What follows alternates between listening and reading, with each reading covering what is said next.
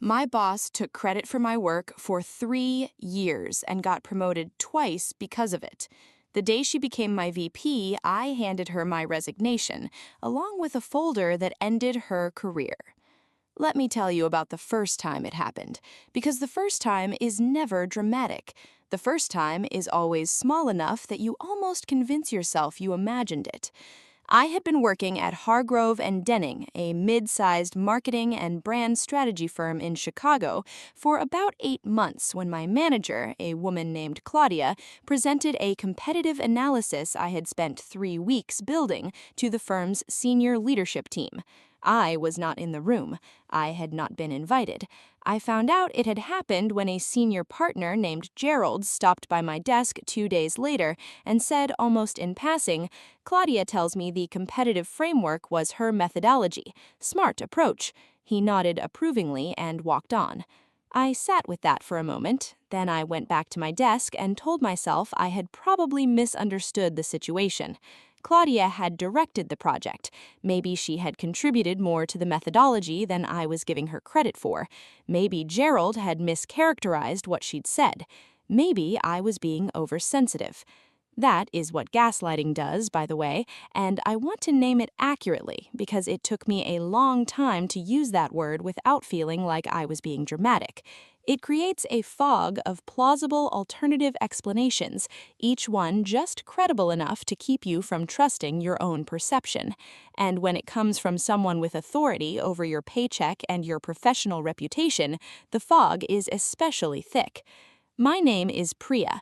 I was 27 when I joined Hargrove and Denning, freshly finished with my MBA from Northwestern, and genuinely excited in the way that people are when they have worked very hard to get somewhere and have not yet learned that arrival is not the same as safety.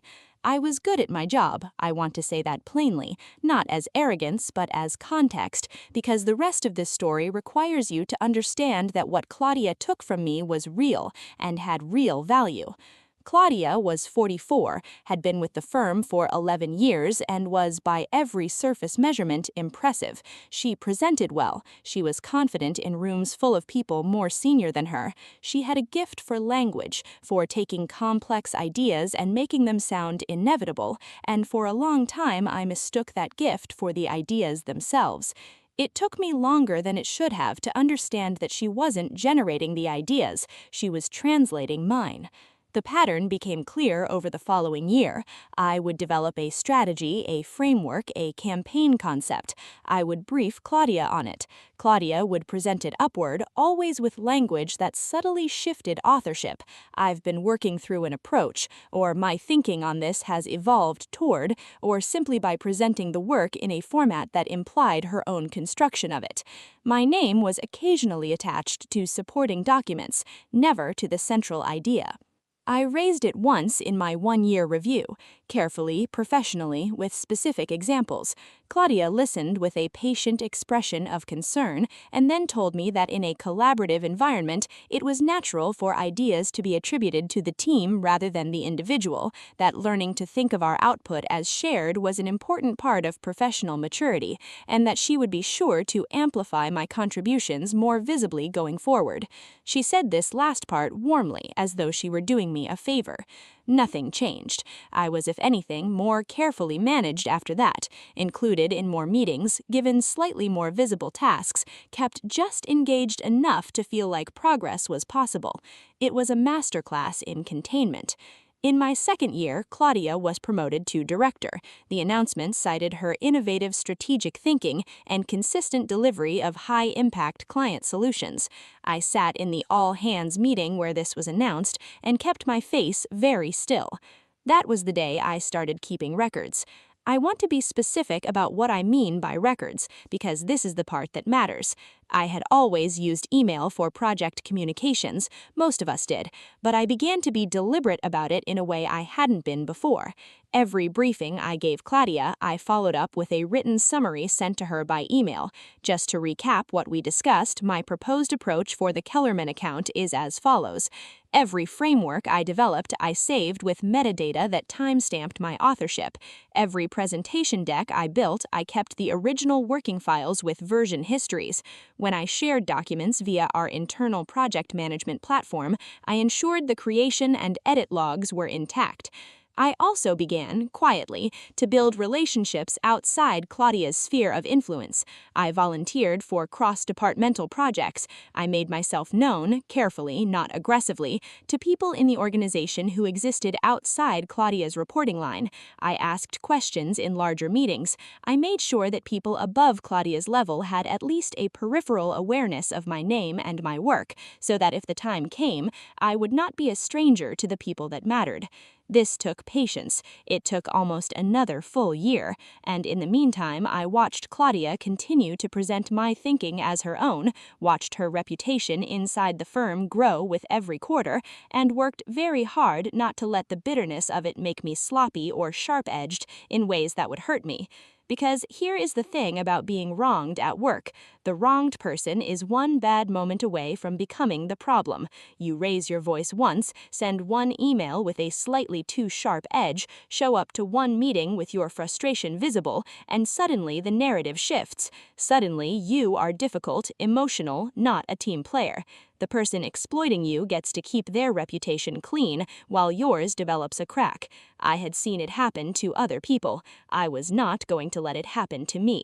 So I was patient and professional and meticulous. In the spring of my 3rd year, it was announced that Hargrove and Denning would be creating a new Vice President of Brand Strategy position, a significant elevation, reporting directly to the CMO. The internal search was announced. Claudia applied. So did I. I knew, going in, that the odds were not in my favor. Claudia had 11 years at the firm and a director title. I had 3 years and a senior strategist role. On paper, it was not a close competition, but I prepared the most thorough presentation of my career, a genuine strategic vision for where I believed the firm's brand practice needed to go over the next 5 years, grounded in data, illustrated with frameworks I had been developing in my own time, delivered with everything I had. The committee gave the position to Claudia. I found out on a Thursday afternoon. The CMO, a man named Richard, called me into his office to tell me personally, which I respected. He said I had impressed everyone on the committee, that my presentation had been unexpectedly sophisticated, and that he hoped I would see a path to growth within the firm. That word, unexpectedly, is the one I keep returning to. It tells you something about how I had been perceived. Not as someone capable of sophisticated thinking, but as someone whose sophistication came as a surprise, and I knew exactly why. I thanked Richard, returned to my desk, and typed my resignation letter. But before I submitted it, I made a phone call.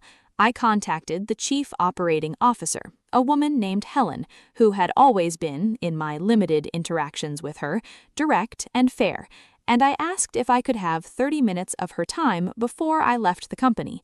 I said I had some information about attribution practices on the brand strategy team that I believed was relevant to the firm's interests. I used those words carefully and deliberately. Helen said she could see me the following morning. That evening, I assembled the folder. It was not a thin folder. 3 years of time-stamped emails, version history screenshots, original working files with creation metadata, a documented timeline cross-referenced with dates of Claudia's internal presentations and the specific language those presentations had used, side-by-side comparisons of my written briefings and the language that subsequently appeared in Claudia's executive presentations, sometimes nearly verbatim. I had not rushed this. I had not been careless. Every item in that folder could be independently verified. I met with Helen for an hour and 40 minutes, not 30. She asked precise questions, she reviewed the materials methodically, she did not perform outrage or sympathy, she was, as I had expected, purely analytical, and at the end she thanked me, told me my documentation was unusually thorough, and asked if I would be willing to speak with HR and potentially with outside counsel if the situation required it. I said I would. I submitted my resignation to Claudia the same afternoon, effective in 2 weeks. Claudia received it with a careful smile and said she was sorry to see me go. I smiled back and said I was sure she understood. What happened after I left is something I know only partially from a former colleague who remained a close friend. There was an internal investigation. The documentation I had provided raised concerns serious enough that HR brought in outside employment counsel. Several of Claudia's past presentations were reviewed against the work product of people on her team. I was not the only one who had experienced what I experienced. I was simply the one who had documented it with that degree of rigor. Claudia was not fired immediately. These things rarely move that cleanly, but she was asked to step back from the VP role before she had formally begun it. Her responsibilities were restructured. Within 5 months, she had resigned. I know this is the part where I am supposed to say that I felt conflicted, that I wished things had gone differently, that I took no pleasure in it. I will not say those things, because they would not be true. I felt something I can only describe as a very clean, very quiet satisfaction, the specific satisfaction of a structure bearing the load it was designed to bear. I had built something carefully over 3 years, not out of malice, but out of the clear-eyed recognition that the only way to survive what was being done to me and to eventually correct it was to be more prepared than the person doing it. What I had lost, I could not fully recover. 3 years of credit, of visibility, of the professional trajectory that should have been mine, the VP role that went to Claudia on the basis of my own work. You cannot refund those things. Time is not returnable. But I had a new position. I had accepted an offer before my resignation from a competing firm where 2 of the partners had heard my name through the industry network I'd carefully tended and were actively interested in someone with my background. My title at my new firm was Director of Brand Strategy.